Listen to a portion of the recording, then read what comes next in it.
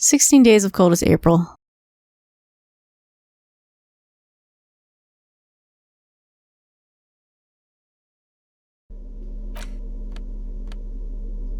In your hands, you hold 16 days of coldest April.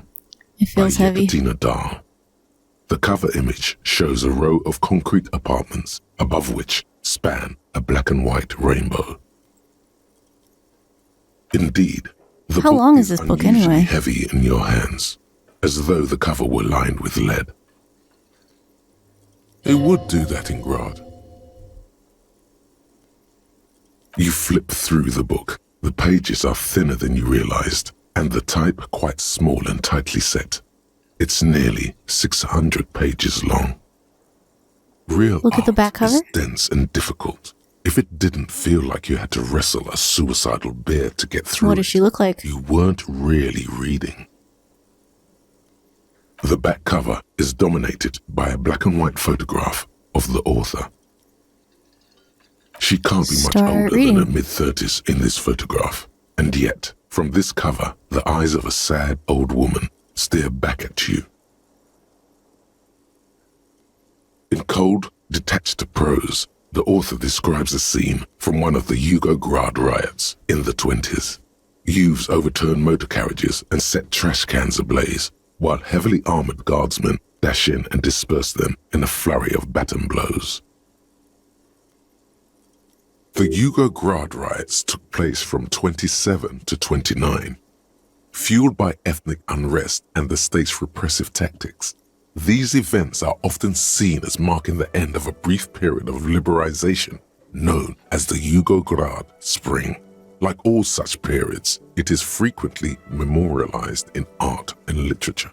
As ethnic tensions run wild, a pair of young lovers meet each other on the street.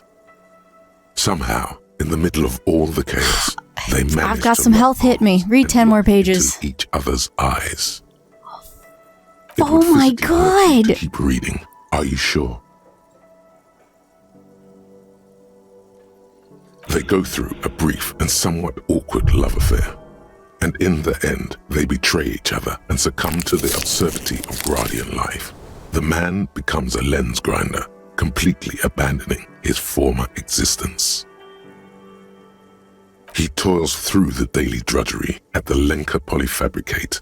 Happiness and fulfillment And the woman? have eluded him his whole life. And in the end, he has nothing to do but dedicate himself to the craft. She spends the next several decades standing at a conveyor in a Sosnovo fish processing plant. The smell of fish guts slowly seeps into her hair and skin, as every single one of her dreams dies, one by one. The memory of their short time spent together tortures the former This lovers is so horrible. ceaselessly until the end of their days. Years pass in solitude, their bodies growing ever more decrepit. Put the book away. Jeez As Louise. life leaves their remains between the... Ugh. Where's my ledger?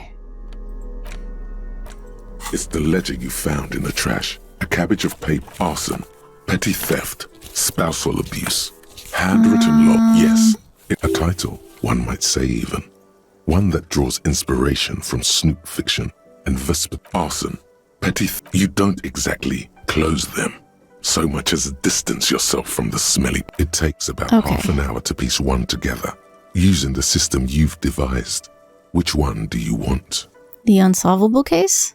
AKA Leslie and Burke, AKA the public indecency drunk and the property damage drunk, is a cursed case. It has been passed from unsuspecting officer to unsuspecting officer for 10 years. On January 29, the unsolvable case made its way to you. Why you accepted it, it is unclear. Every officer, and indeed most civilians in Jamrock, know it's unsolvable. Did I solve it? Leslie will always take his pants off when he's drunk. Burke will always trash everything. It's just what they do. It is their nature. You cannot change the nature of a man, and you can't lock them away because public indecency and small-scale property damage are not punishable by incarceration. Okay. The only way for Leslie to stop flashing his genitals to bypassers and for Burke to stop dismantling signage and rear-view mirrors would be for them to stop drinking alcohol, which, in their 40s or 50s, it's hard to tell because of their distorted features, is a medical improbability on par with you ceasing to produce the expression. Is this why the case is unsolvable? Couldn't we just keep them off the streets? You would think that, but you're wrong. Where's the fun in exposing your genitals or breaking stuff in your own home? No, Leslie and Burke are on the corner of Main Street and Perdition, because that's where the action is. Can you keep yourself off the streets? Continue. Threatening fines, dragging them to the station, locking them up in the hellholes they live in, locking them up in the station, hypnotherapy, even trying to get the local gang of Zemyaki to take them out. The Zemyaki gave them ethanol so Burke and Leslie would expose and rampage even harder. You tried it all, and still the complaints wouldn't stop, as they hadn't stopped for 10 years. Jeez Louise. It's plain to see from the files that you, Satellite Officer JV, and Special Consultant TH had more important cases to attend to. You uncover cross-reference to several ongoing investigations, each brought to a standstill every time you drive down Main Street. Because there they are, on the corner of Perdition. And what is Leslie doing? Public indecency? Good, you're learning.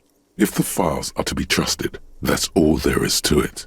That and Burke breaking things, and the fact that they're both drunk.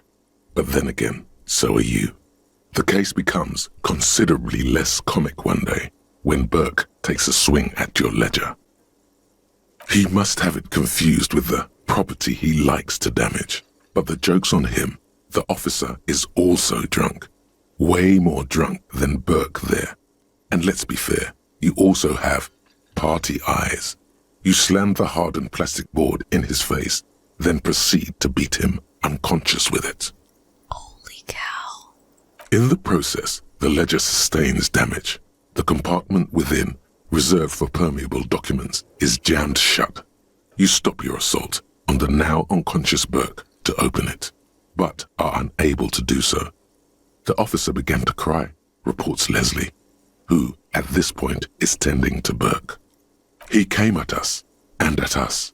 I think he was trying to kill Burko. While trying to kill Burko, you slowly come around. The permeables compartment is open. You've smashed it open on poor Burko's kneecaps. The good news is, Burke can't walk anymore. Oh my god. Can't get out of his apartment, an invalid. With Burke to tend to, Leslie cuts back on the indecent exposure. Maybe he flashes his genitals to Burke. Who knows? But both drunks are off the street. The complaints stop. The unsolvable case is solved. Holy shit. Which is also why the officer responsible narrowly escapes a disciplinary hearing. The end. Wow. Do you want to read another one? Time is not advancing for us at all. Yeah, I want to read another one. The Square Bullet Hole Murders. It would be very interesting to read about these, wouldn't it? I mean, there seems to be a square-shaped entry wound in the victim's forehead. She's been sitting there for weeks, on her rocking chair, with a square hole in her skull, staring at the wall, her mouth agape. But? That's all you got. From the half hour you spent piecing it together, all you know is the entry wound was square-shaped. You never found the bullet. And then another body showed up, also with a square hole in his forehead. A sequence killer? Who knows? Those pages are missing. What next? Don't worry. One day. One day? One day you may still catch the man with the square gun. So we never solved it. I'm not sure it's a gun. The couch in an unexpected location.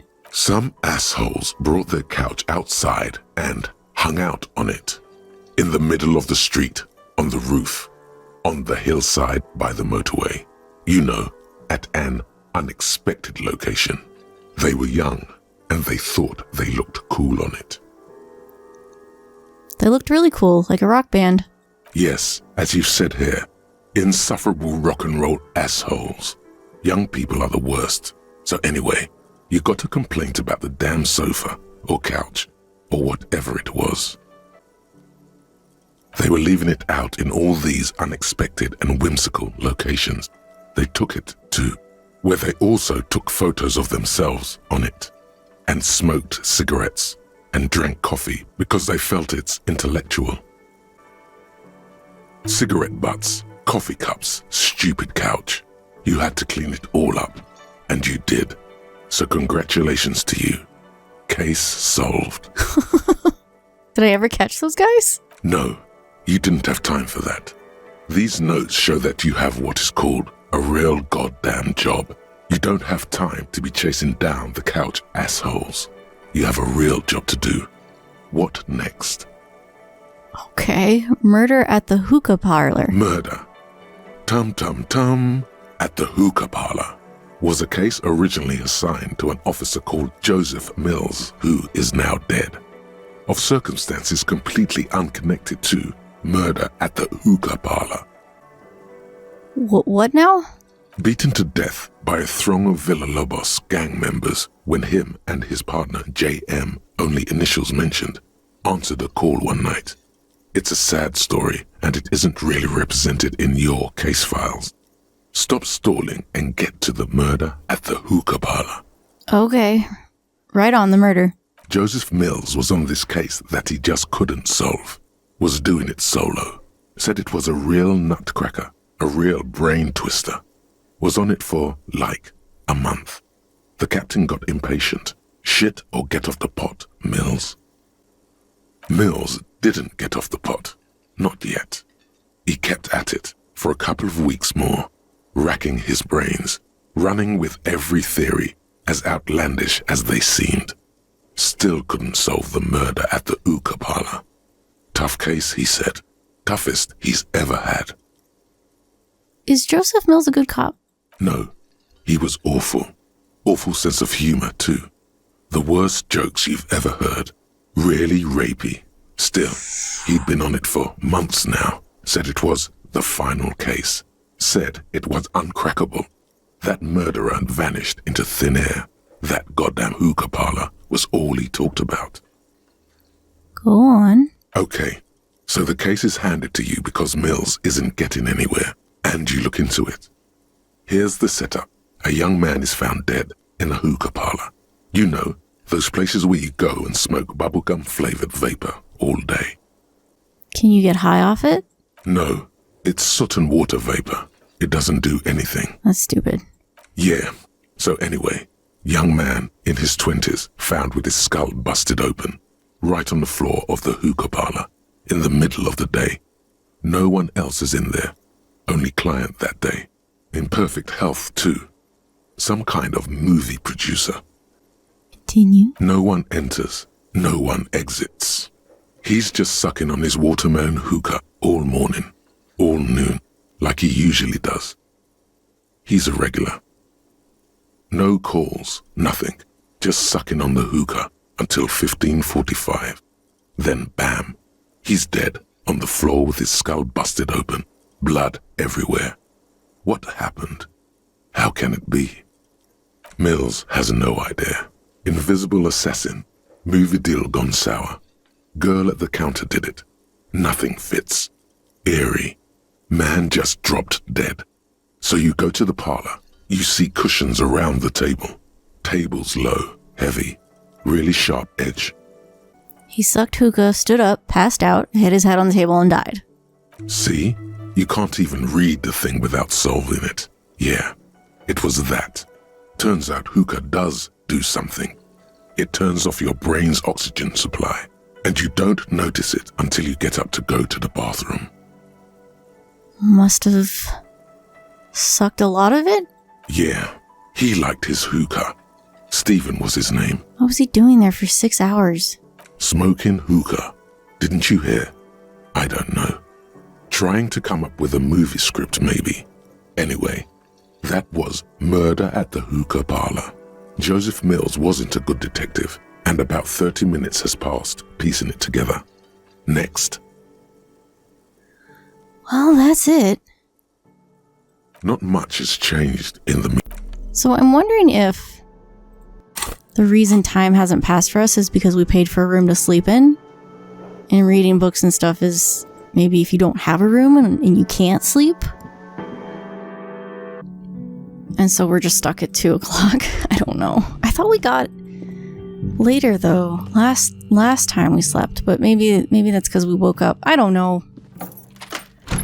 Let's go to bed. I think I've read everything I can possibly read, and done everything I could possibly do. The bed is still cold from the broken window, and not too inviting. But it's yours. You've earned it. Go to sleep.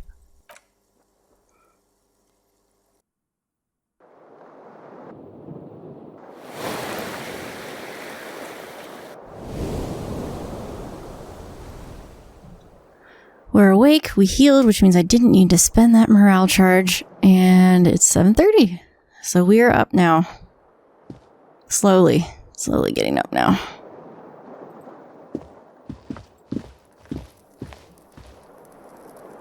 Come on, open the door.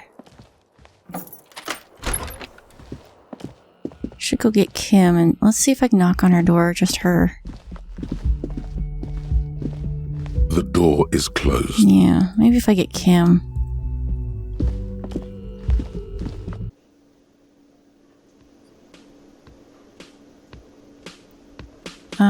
Who the heck are these people? Good morning. Oh man, I hope your pots are okay. Oh, hello, dear. I didn't notice you at first.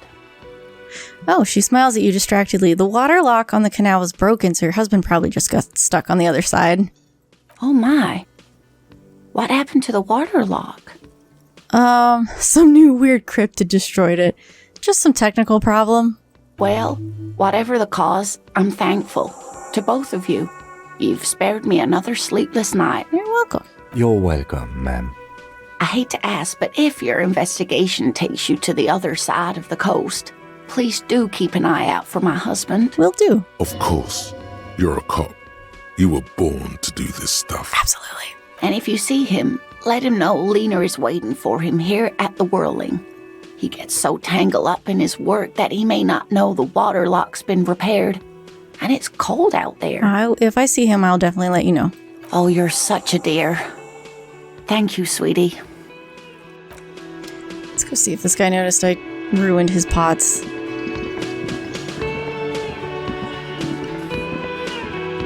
The man ponders his cooking utensils. I can't remember. Let me save. If I can, there we go. Hit the right button. I learned something about you. I've got nothing to say to you. Why are you wasting your time? You're not the Hardy girl. Are you Lizzie Elizabeth Miss Beaufort? I suggest not wasting time on trivial pleasantries and focusing on why you are actually here. Titus Hardy. She points to the tall man by the table. You caught her off guard. Push her some more. Leo told me about you. He likes to talk a lot. You are not here to chat up the legal counsel. You are here to question these men. You set the pace and the topic of these conversations here. Establish that. A man like Easy Leo could have said anything. Do not be restrained, sire. He said Mr. Everett sent you to law school. I represent the union and these men here. Don't make this personal. A very minor victory. Are you the Hardy girl? I'm pretty sure that's no. I am not.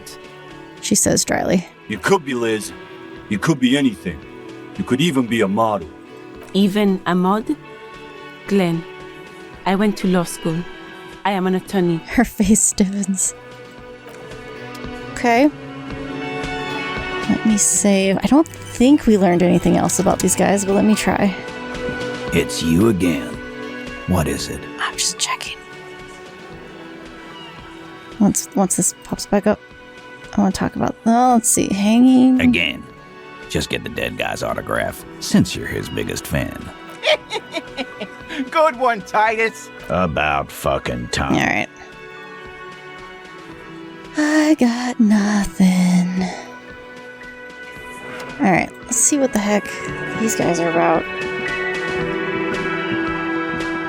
Talk to you since you're standing. The woman in an RCM patrol officer's uniform winces as she notices you. Oh god. I would really prefer not to talk to you right now. Oh god. A patrol officer is the lowest rank in the RCM, below lieutenant and sergeant. Hold on, you're a patrol officer? Yes, I am. I'm a cop too. I know. Here's the real deal.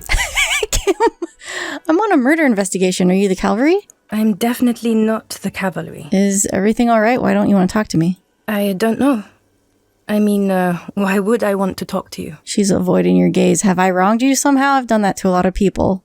No, you haven't wronged me. It's okay. Something changes in her. It's pity. Pity comes over her. She shakes her head and breathes out. Okay, fine. Let's talk. What did you want? What precinct are you from? What precinct? Am I from? God, he doesn't know. Fucking deranged lunatic. Oh, I guess that's you. The sunglass wearing man pushes through his teeth. Okay. You're getting an intellectually unsatisfying vibe from this conversation. Maybe you're doing something wrong. You're the police, right? Cool, so am I. I don't know what to say. She looks around. Don't say anything, Judith. Wait, is he police? Me? No. I'm just a man with sunglasses. I like wearing sunglasses inside. Sunglasses and a fucking wig. Okay, well, you've got a stamp on your back. Okay. What are you, the police, doing here? I'm just looking out for... You? No one. I'm just a man with sunglasses. And you are? A horse-faced woman? Jeez, a policewoman. Yes. A policewoman who just wants to do her job. That's all. She says quietly and looks away. All right, we leave. Let me see. Yes? Nothing. Okay. I'm gonna save. You look like shit. Your ruffled face reflects in the man's sunglasses. And I don't mean that as a metaphor. You look like shit, asshole. Wow. You seem stable. And in control. Allow me to say, alcohol really seems to have had a positive effect on you. Mm-hmm. Now, what do you want? His tone is impatient. Yeah, I got it. There's something about this guy that matches with a face in your head. A similar but different face. He might be wearing a disguise. Oh, called your station. Okay. Cool shades. You wearing a disguise? Yes, it's a hobby of mine. He looks at you inquisitively. Kim, who is this? I'm not getting involved in it. He shakes his head. It's not my style, he thinks, glancing at the man in sunglasses and the woman beside him. Oh boy, they're mad at him. No wonder. He just doesn't recognize them. All right. You know what it is. It's like the two of you know each other. Just ask him. You know me from somewhere? Oh, I definitely know you from somewhere. Another life. From where? Another life? Yes, from another life. A different life. Maybe the life of a police officer belonging to the ranks of the... He pauses. To what station do you think you would belong in this alternate and totally fictional reality? 47th? Are we the 47th? Oh, shit. 41st. Okay. That's plausible. That's entirely plausible. Now we're really getting somewhere. He gives you a long, meaningful look and adds, Somewhere good. let's talk more about the hypothetical Station 41 you mentioned. Okay. That's it? Let's fantasize about that. He blinks aggressively. I'm not busy. You're not busy. Let's just play around. What would our relationship be in this alternate universe? Let's be crazy. Let's say you and I are partners. How's that for a thought experiment? Like partners in crime. You seem like a cool guy. I'd love to have you as my partner. You seem like a bit of a drag. I could do better. Kim's cooler than you. I'm sure he's fucking flattered. But Kim is not part of this thought experiment. In this one, we're partners. The lieutenant is silent. You seem like a bit of a drag. I could do better. None taken, my friend. None taken. Let's be honest, there's been some purely fictional talk in our imaginary station in regards of who'd even be worthy of your partnership. And the conclusion is that a man with your caliber should form his own one-man policing unit. Anyone else would just slow you down. He nods eagerly. Do you have a crime to solve? Oh, no. You see, I enjoy watching other better cops solve crimes. And let me tell you, it's been quite a privilege seeing you work. Oh, God. This isn't helping. She shakes her head, looking at the man with sunglasses disapprovingly. Who else is in our imaginary police station? You're not going to believe this, but police officers. The man pauses for dramatic effect. Yes, sir. Solving crimes, locking up bad guys, and get this, and not getting that drink on at 2 o'clock. Just some regular boring motherfuckers in suits and uniforms. Nothing spectacularly extravagant like you, the far-out son of Lung. Who's the far-out son of Lung? Oh, it's you eccentric genius. I mean, with your unorthodox approach to police work, it has to be you. Want to tell me more about him or her? Not even a little bit. It's an urban myth about an officer who is so far undercover he can't remember who he is. As I said, just an urban myth. You are not the son of Lang. What if I am the son of Lung, Kim? He's trying to protect you from further rough handling, dished out by the sunglassed man. Okay, yes, you get the joke. Leave it at that. Okay. Neither can I, partner. Neither can I. I can't imagine it anymore. His gray eyes suddenly flash above the glass frames. They feel sad. It's a mere second, but it feels like you saw something. A gram of compassion in that sadness. I have some questions. I'm a cop. About what? You don't look like a cop. You know what you look like? Prophet, a revolutionary, a sack of shit. Like Krasmazov. A megastar. Yes, a superstar cop. Of course. This again. He didn't answer your question. Well, will you answer some questions for me? No. Why not? 'Cause it's not my job. Why don't you go and fucking do yours and solve this damn hanging? If you don't want to answer questions, maybe you want to hear me say things. Actually, I don't want to hear you say things. Come on, Jean. Okay, say things. I want to hear you say things. Oh, God. Hear that? He wants you to say things. Say one. Okay. I'm doing this investigation and it turns out he was shot and hanged. You think he was hanged as a cover-up? To hide the shooting? Yes. Okay, well... He corrects his blonde wig. His hair. He corrects his hair. Why am I telling you this? I don't know. Why are you? He gives you an odd look. Who knows why we do the things we do? Somehow, bouncing those ideas off the man with sunglasses felt calming. Like you've done it before. Oh my god, there's more. You want something more? What is it? He looks at you in disbelief. Let's talk about the hanged man again? Okay, why not? Let's do the old thing over again. We're not wasting time. There is no time. I'm doing this investigation. A man is hanged? So, do you know who hanged him? Not yet. Yeah, I can see that.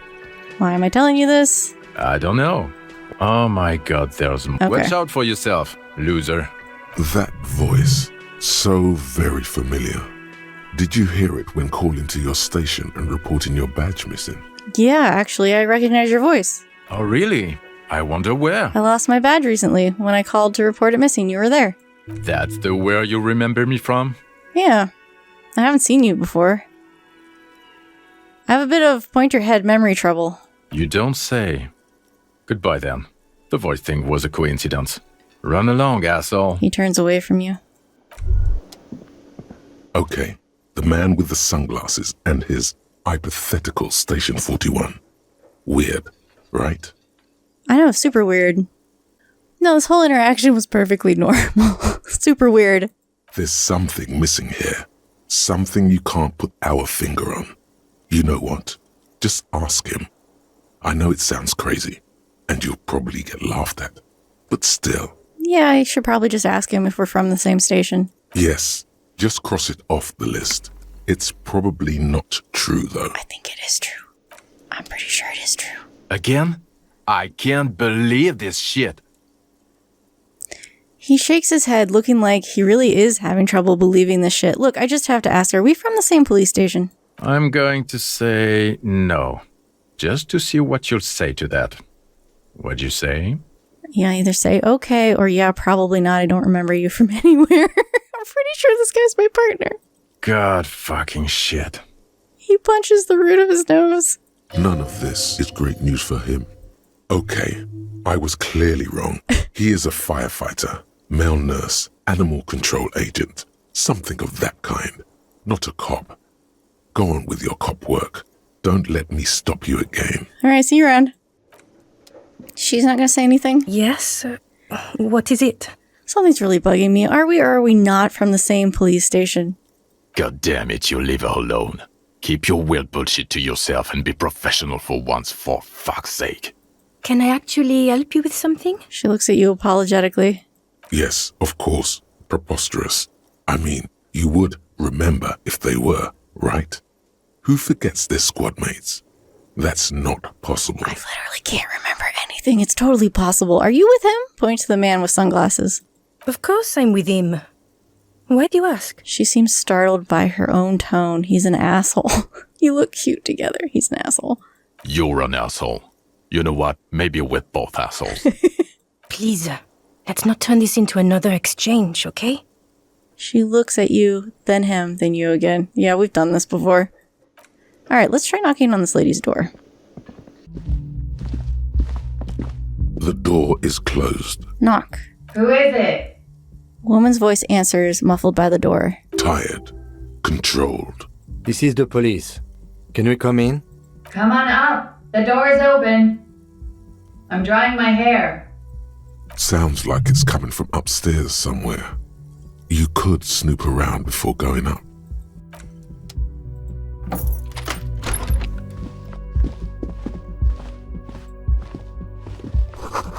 Hotel bill calculations. Looks like she's had an extended stay. Piles of dirty clothes. She's upstairs, so what's... Oop. The room has sad all over it. Reminds you of your own.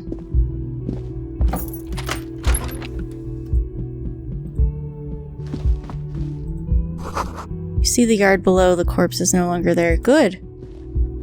This medicine cabinet is full of wares. Sheets of pills, haphazardly stacked, one on top of the other. There's also a toothbrush somewhere in there. Look at the toothbrush. It's been used quite a lot. Look at the medications. Pharmaceuticals line the shelves. Sheet upon sheet of pill bottle next to pill bottle. Acetylic acid, APAP, eye drops, blood thinners. There's quite the collection in here. Anything of note? Search the bottles? Pill bottles rattle like bones as you search the cabinet. Paracetamol, histoperidol, something in a foreign language you can't read. Behind them, an unusually shaped nasal spray. Its label reads, Nacra. Nacra? This is used to treat opioid overdoses. Always handy to have around. Opioid antagonist? Interesting. That's used for diamorphine overdoses. Lieutenant nods and looks at the door. How does that work? Search the pill sheets? Among some foreign, probably Messinian or Gottwaldian, marked red blister packs you find. What do you find? This is going to take a little know-how. All right, let me close the cabinet. And let me quick save and take a look at electrochemistry. All right. This medicine cabinet is stocked with drugs. Nothing of note. The further you look, the more arcane it gets. You don't know what the rest of this stuff does. Yes, I do. This medicine cabinet is stocked with drugs. A bright orange bottle with peptide stamped on it. In sunny, happy letters. Jackpot, baby. That's the stuff you're looking for. Your palms begin to sweat just holding that little plastic container. What's so exciting about it? It's speed, man. Just what you were looking for.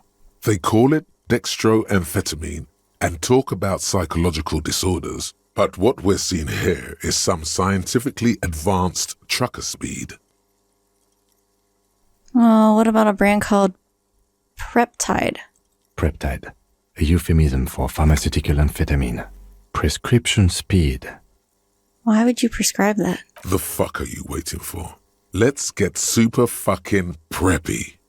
Oh, fuck it, I told Tim. I'm just gonna leave it. Take it in plain sight.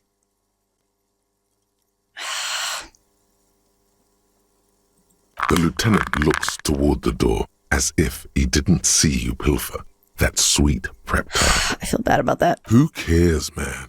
Who cares what the stiff thinks? Here comes the afterburner. Just put it in your sweaty little hand now. What does it do if I take this stuff? Oh, motoristics. But I lose a morale. And I've got 4 of them.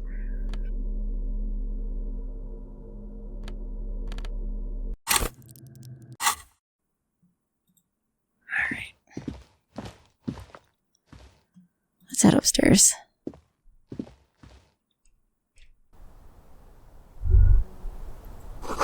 You feel someone watching you behind the glass door.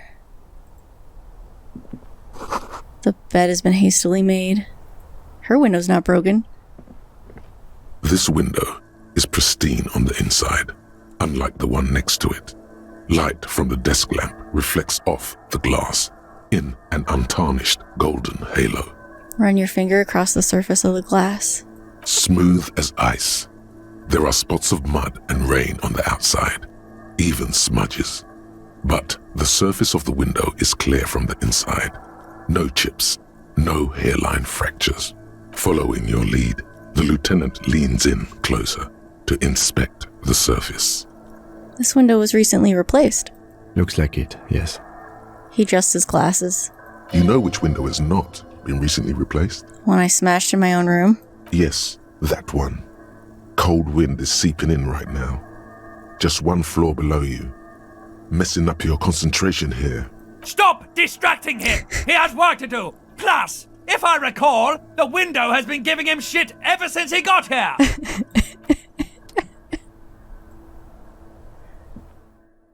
Whoa. What did I just click on? Do I need a load screen to step outside? Apparently I did. The smell of cigarette smoke is in the air. Astra menthol.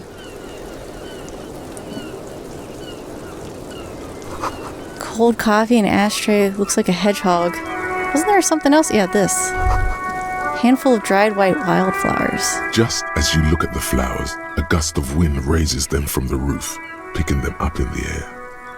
Move your hand fast. Well, hold on. Hand-eye coordination. What was it? Speed to boost it? But I lose morale. Jesus. Now that you've acquired some stimulants, it's time for a little pick-me-up. Time to detect. Will it make me into a super cop? It will make you into more than that. A mega cop. This is your modus operandi. This is how you've done it for years. Let's go. Kim is here. He'll be disappointed. See? That's your problem. A lack of confidence. Speed can help you with that. And, Kim, it can help you with everything. It's gonna be really bad for my health, isn't it? It's not ideal, no. But you need the zeal. Let's face it, you're never going to finish this case without cheating. That's not true. I don't need it. This is so unprofessional of you. Think you can ignore this? Your moral compass telling you to sniff it? Guess again. You'll be back here soon. You'll get the chance to choose more wisely. You're not my moral compass. You've passed up your chance to start using speed for now, but don't worry. The option to use it becomes available again in 1 hour.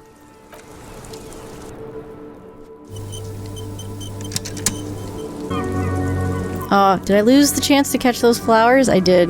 They're gone. They're gone forever. Oh well.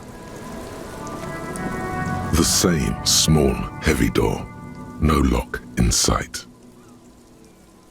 Push? It's barred from the inside. You hear the bar rattle in the brackets. Sounds like it's heavy, too. Very sturdy. Where does this lead? I don't know. He makes a note in his notebook. It is not the first closed door we found in this building. There is also your mysterious blue kitchen door. Maybe they lead to the same place. You think it's important? I don't know. The further we get, the more this building seems to be tied to the case. Below, the hostel cafeteria creaks and groans under your added weight. A skeleton of composite support beams and cantilevers. Tap on the roof with your foot. A dull thump. Somewhere inside, a wind brace rattles from the imperceptible motion of the building. The vigilantes, the cadaver, and a number of people connected to the case are in or around this building. This door is part of it. It's not unimportant. Can't kick the door in. But I do need to up physical instrument anyway, don't I? Let's do it.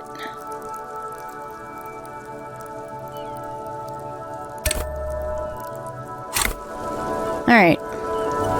Autosave, thank you. Welcome to the roof. The young woman has a cigarette in one hand and a cup of coffee in the other. Her hair is still slick from the shower. Below her silvery jumpsuit, an athletic young body, built long and lean. I'm sorry for the mess down there. The cleaning lady hasn't come by in days. I'm beginning to wonder if she ever will. Nice view you got here. It's much nicer now. Her eyes wander north toward the yard. Where the dead body used to hang, clearly visible from the roof, but no longer. Thank you for that, officers. Truly. There is something in her light brown eyes, a sadness, when she thinks about the death of that man. You mentioned a cleaning lady. I think I need one. Oh, yes. Legends of room number 1 have made their way around the building. They say a portal to hell has opened in there. Room number 1. Oh, our room. Disco Infernum. You know not of which you speak. No, I just trashed the place. I know. That's probably also why the cleaning lady quit. Oh, she smiles with her eyebrows.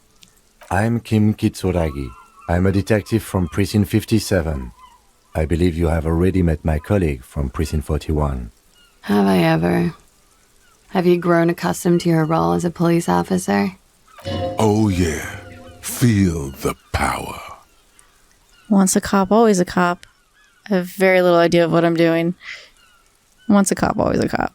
Like riding a cop-a-cycle. She takes a sip of her coffee. Miss, we are investigating the murder of the man down there. The people who put him there have asked us to talk to you. Huh. I see. She takes a pensive drag of her menthol cigarette. Be careful. Menthol. Ask something else first. When you go there, use words like, I hear you have been through something difficult. Can I have your name for the record? Clausier Amondou. Where are you from? Vredefort, Republic of Oranje. What is Oranje? A bad memory, officer. I guess I should ask. A bad memory of what? Of lilacs and lightning. Parks, glass, duraluminium. Vredefort is a conference city. It's always autumn there. A night. At least it was for me. She squints her eyes as if to see them in the distance. What's so bad about that? Nothing. If you're no longer there. How old are you? I'm 28. She takes a drag. What do you do? What's your specialization? Something stupid. Want to hear what's stupid? Somewhere in a one-room apartment on Boogie Street, a young man shows Patrol Officer Tilbrook his genital warts, asking if they're cancer. His partner, Emil Mullins, can't be there. He's in another apartment with another man who's showing him a dead dog under the radiator. It's dead, Mullins says. No, the man replies. I touched him. He's warm. He's warm, Mullins replies, because he's under the radiator. What's that? Oranese lit. What's that? Oranese literature. It's what I studied at the university. She raises both eyebrows. What's it about? Fear of failure, fear of death, how it sucks to be Oranese. All national literatures are. Only the name of the nation changes. If that's true, then Revacholian Lit would fit you like a glove. What do you do with it? Nothing. I do nothing with it. How do you make money then? Money's very important. Show her some money. Cool. I've made more money by just being than I have with Oranese Lit. Being what? Many things. A roller skating instructor, a secretary, Miss Oranje 37. She smiles. It's the world's most tired smile. Miss Oranje, now there is something you should linger on. Would it be inappropriate to linger? All things considered, very. Now linger. Electrochemistry, I don't like you. What is Miss Oranje 37? It's a beauty pageant, held in the year of our century 37, in Oranje. She was 14 at the time. You were 14? Indeed. Her voice is indifferent to the number. I disapprove of this custom. I don't think I've ever been 14. I don't think I've ever heard anything less relevant to any investigation. It's okay. He's just getting his bearings. The world of beauty pageants is bewildering. Could we take a look at your passport? I'm afraid you can't, officer. Why is that? Because it's buried in a sealed plastic bag at an undisclosed location on the coast, along with cash and airline tickets. Thank you for your candor. Why? They say so in your tourist brochure. Keep travel documents away from your person when west of the river. How do I know you told us your real name? If I were to lie to you, I would come up with a more mainstream name than Clausia Mondu. It's a weird name. She seems to be telling the truth, sire. Okay. Okie dokie. That's it for the record. The record. So official.